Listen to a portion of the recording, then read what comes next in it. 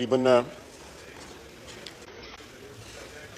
12-13 दिन हुए, 14 दिन हो गए हैं 26 नवंबर को। अभी तक ये पता नहीं लग सका कि ये 12 बंदों की हलाकत हुई है, 278 की हुई है, हज़ारों की हुई है, 50 की हुई है, 30 की हुई है। अभी तक जो है ये नंबर जो है हमें नहीं बता सके या आवाम को नहीं बता सके। जनाब आला, इन्होंने खोसा साहब का जिक्र किया है। खोसा साहब इज ऑन रिकॉर्ड, मेरा ख्याल है अहमद मीर के प्रोग्राम में उन्होंने 278 कहा। यहां लोग बैठे हुए हैं, इस हाउस में लोग बैठे हैं जो 40 कहता रहा है, कोई 50 कहता रहा है, कोई 70 कहता रहा है। जो 12 का जिक्र इन्होंने किया ना, अभी तक उन्हें कोई आईडी कार्ड नंबर, कोई जनाजे, कोई कब्रें, कोई वरसा कोई सामने नहीं आया। ये समझते हैं, मैं समझता हूं कि इज्तिमाई जो शऊर है कौम का, उसकी तौहीन है कि इस किस्म की हवाई बातें करना, बगैर किसी सबूत के करना और रेटरिक भी इस्तेमाल करना। और रेटरिक इस्तेमाल करने का भी कोई एक फ़न होता है, एक आर्ट होता है। इस तरह नहीं है कि आप बंदूकों के जो है कैलिबर बताते रहे, जैसे पीओएफ में जो बैठे हुए हैं लोग जो है यहाँ पे। आधा वक्त तो इन्होंने अपनी तकरीर का बंदूकों के कैलिबर बताने में लगा दिया। सियासी तकरीर है, सियासी तकरीर में से सियासी बातें करें। इनके अंदर इस वक्त इतने इख्तलाफात हैं कि हर बंदा एक अलहदा स्टेटमेंट देता है, एक अलहदा स्टैंड लेता है। जनाब आला, इनके जितने लीडर हैं उतने बयान हैं। इनकी तकरीर में जो मैंने मतलब जो अखज़ किया है कि जब ये बरास्ता मुनाल भागे हैं यहाँ से, तो बुशरा बीबी इनके साथ थी। बुशरा बीबी ऑन रिकॉर्ड हैं कि मुझे छोड़ के सारे लोग जो है भाग गए, दौड़ गए। चले मैं तरमीम कर लेता हूँ।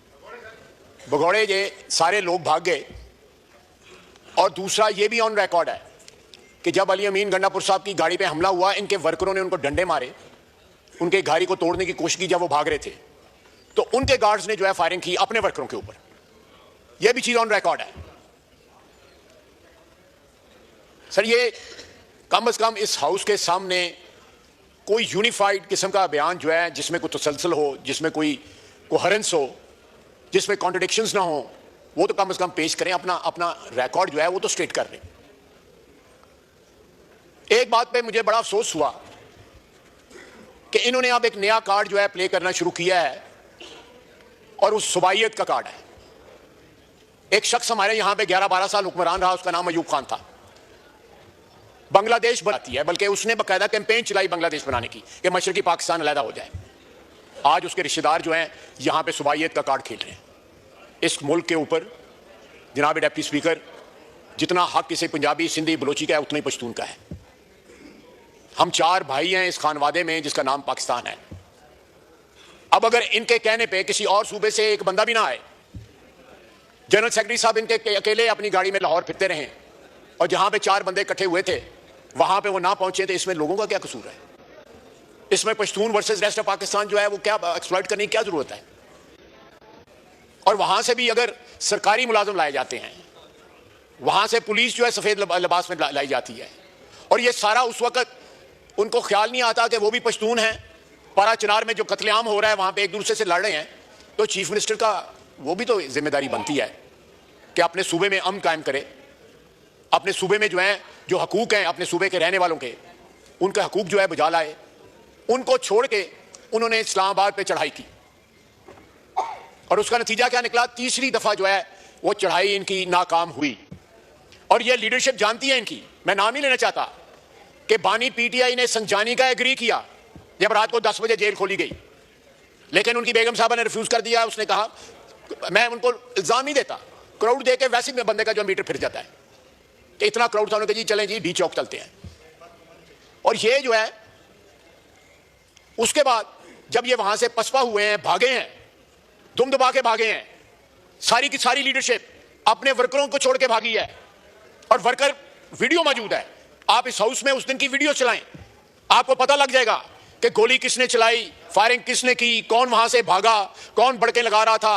और जब कन्फ्रंटेशन का मौका आया, जब धरने का मौका आया, जब खड़े रहने का मौका आया, तो कौन कौन वहां से भागा है। और इनको ये रास्ता मिल गया हुआ है, सारे जो मुनाल के रास्ते भागते हैं। तीनों दफा जब ये भगौड़े हुए हैं, चीफ मिनिस्टर साहब तीनों दफा पहले केपी खड़े होते हैं, उसके बाद कोसार कॉम्प्लेक्स खड़े होते हैं, उसके बाद पहाड़ पे चढ़ जाते हैं, उसके बाद 12 जिलों से जो है पेशावर पहुंच जाते हैं। जनाब स्पीकर, ये तौहीन है इज्तिमाई शऊर की जो ये बातें करते हैं।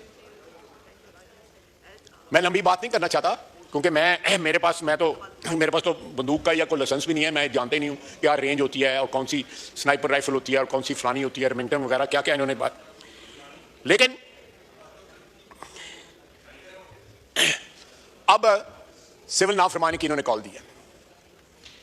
आज से 10 साल कबल भी इन्होंने सिविल नाफरमानी की कॉल दी थी और कंटेनर पे खड़े होकर बानी पीटीआई ने खुद जो है मुख्तलिफ यूटिलिटी बिल्स को जो है आग लगाई थी और लोगों को कहा था कि यूटिलिटी बिल्स ना देना। किसी ने उनकी कॉल के ऊपर जो है बैठना कहा, लोगों ने यूटिलिटी बिल्स भी दिए और उनकी कॉल जो है वो फेल हो गई। आज भी मेरा चैलेंज है इनको, अल्लाह के फजल से इनको कोई पाकिस्तानी जो है वो यूटिलिटी बिल देने से इनकार नहीं करेगा। कोई एक्सपैट पाकिस्तानी जो है, बैरून मुल्क रहने वाले पाकिस्तानी जो है वो अपने घर अपने मुल्क में तरसीलात बेचना जो है वो बंद नहीं करेंगे। ये जरूर करें। मैं इसरार करता हूं कि ये नाफरमानी, सिविल नाफरमानी के ऊपर जरूर खड़े रहें, इस स्टैंड लें। इंशाअल्लाह ताला ये जिस तरह इनके 3 हमले जो हैं वो फेल हुए हैं, इसी तरह ये सिविल नाफरमानी की कॉल भी जो है फेल होगी। जनाब वाला, अफसोस की बात है कि जब इतनी हजीमत उठानी पड़ती है, जब इतनी शिकस्त उठानी पड़ती है, जब इस तरह भागना पड़ता है मैदान से, तो उसके बाद सुबाहियत का कार्ड खेलना जो है, मैं समझता हूँ ये पाकिस्तान के साथ जो है वाबस्तगी वफादारी की का तकाजा ये है कि इस हाउस में आप मेंबर हो, इस हाउस ने आपको इज्जत दी हो, जो इसका वफाक का हाउस है, उस हाउस में खड़े होकर ऐसे बीज बोने की कोशिश की जाए और बाकायदा जो बच्चे ऊपर बैठे हैं उनको एड्रेस करके बात की जाए, क्योंकि बच्चे जो हैं हमारे सुबह केपी से आए हुए हैं। इससे ज्यादा घटिया और क्या हरकत हो सकती है? सर, ये डीएनए पे बड़ा डिपेंड करता है, बहुत डिपेंड करता है डीएनए के ऊपर कि इंसान का डीएनए किस किस्म का है। अगर आपके डीएनए में पावर यूजर्व करने की ट्रेडिशन हो, उसके जरासीम हो, आमरीयत के जरासीम हो और बेशुमार किस्म के, मैं लंबी बातों में नहीं जाना चाहता, तो फिर वो इस किस्म की बातें करते हैं कि ये इनकी शिकस्त खुर्दा जो ज़हनीयत है उसकी निशानदेही करते हैं। ये अल्फाज जो हैं जो इन्होंने इस्तेमाल किए वफाक के खिलाफ, पाकिस्तान की वादत के खिलाफ जो इन्होंने बीज बोने की कोशिश की है। जनाब वाला, मैं कंक्लूड करता हूं कि इनके 3 हमले नाकाम हुए। बड़ा बोल नहीं बोलता, अल्लाह के फजल से इनका सिविल नाफरमानी वाली कॉल भी नाकाम होगी। मैं ज्यादा डिटेल में नहीं जाना चाहता, लेकिन जो 26 नवंबर के दिन जिन जिन बातों पे ये एग्री कर चुके हुए थे, इनके वर्करों को पता लग जाए तो जिस तरह जूतियां खा के उस दिन भागे थे, उससे ज्यादा जूतियां खाई जाए।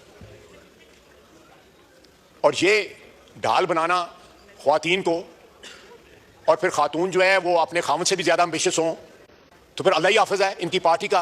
अल्लाह ताला पाकिस्तान को किसी इनके हाथों से नुकसान को बचाए। 4 साल की इनकी हुक्मरानी में जो नुकसान पहुंचा है, आज भी पाकिस्तान जो है उसका भुगतान कर रहा है, उसके नताइज को भुगत रहा है।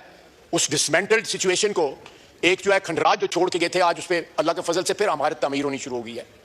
इस मुल्क में जो है तरसीलात बढ़ी हैं, 4 से 6 बिलियन डॉलर मंथली सालाना तरसीलात बढ़ी हैं। स्टॉक मार्केट 1 लाख जो है चली गई है। हमारा जो पॉलिसी रेट जो है वो 5.5% वो नीचे आ गया है।